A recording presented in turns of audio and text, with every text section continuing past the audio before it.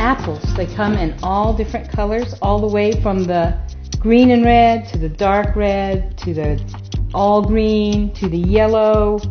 We have the mostly red and we have red.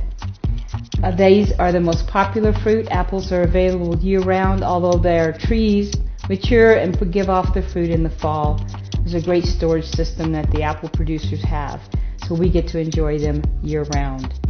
Now, when you're selecting an apple, be sure that you pick one up, and it should feel firm and kind of heavy for its size, because you want it to have water in it.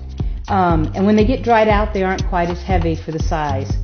If they have bruises, like this one does, like this, you want to avoid that, because then that becomes a brown spot on the inside. Now, when you get them home, and it's hard to tell when an apple is ripe or not, because the different brands, the different kinds of apples look different at different times. And and especially these that are 2 or 3 colors. So this is a great display. And so the basic preparation of an apple is to eat it. You can just take it, wash it, and eat it like it is. The one part that some people are concerned about is the inside, the little cave down there that holds your stem. There can be a lot of dirt in there, and so you want to wash that out really well. But if you were just going to eat it, you could just take a melon baller and you can just cut that right out, and then you don't have that there at all. It's all gone. The same thing on the other end. You just take it and cut it out. This makes it so you don't have to worry if there is anything inside there. Now, the bad thing is that this is going to turn brown, so you should only do this when you're going to eat it right away. Some people don't like the peel, and some people do like the peel.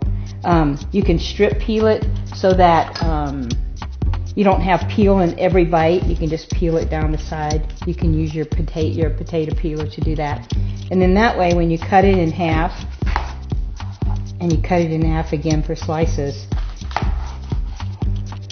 it's all, not every place has it.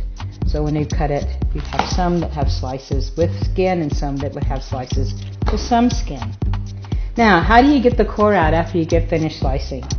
Well, my favorite thing is in melon baller, because it's really easy. It's not really sharp and kids can do it for themselves. It's that you just melon ball them out. It also makes it nice and even cut. Some people do it all the way down, and with a corer, which is this, you just push it down, and then they all pop out. And then the core is taken out in the middle, and you don't have your seeds inside. Now, when you cut the apple the other way, we cut it down this way, you can see the star inside with the seeds. These are called carpels. There's 5 of them. They make a star, and each one has 1 to 3 seeds inside of it.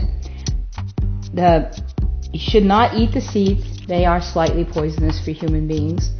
They're really not very tasty either, so I think that's a sign that we're not supposed to eat them. But this is a way that a lot of people do not slice the apple, and it is harder to slice that way. Okay, for the other, when you're also buying it, you get it home, you can leave it on the shelf at room temperature until you think it's really ripe. And once they are ripe, you can put them in the refrigerator, and it should be just above 32, so that's in the coldest part of your refrigerator. And when you're putting them in, you can put them in a bag, and then try not to have them touch each other. That way they'll stay freshest longest. But if you have a whole bunch of them, that would be really difficult to do, so just eat them sooner. They keep for about 7 to 10 days in the refrigerator. Now, apples don't come just raw, although that's one of the most popular ways to get it. They have it in cans. Apples have it for apple. They have applesauce. They have the ready for pie filling. We have juice that's in the freezer, or it's on the shelf in the bottles. And they mix apple juice with a lot of different fruit juices. So apples are used extensively as the other fruit that's in the fruit juices. So read the labels. You can also get them dried. And this is a very economical thing to do. This is a great thing to put into food storage.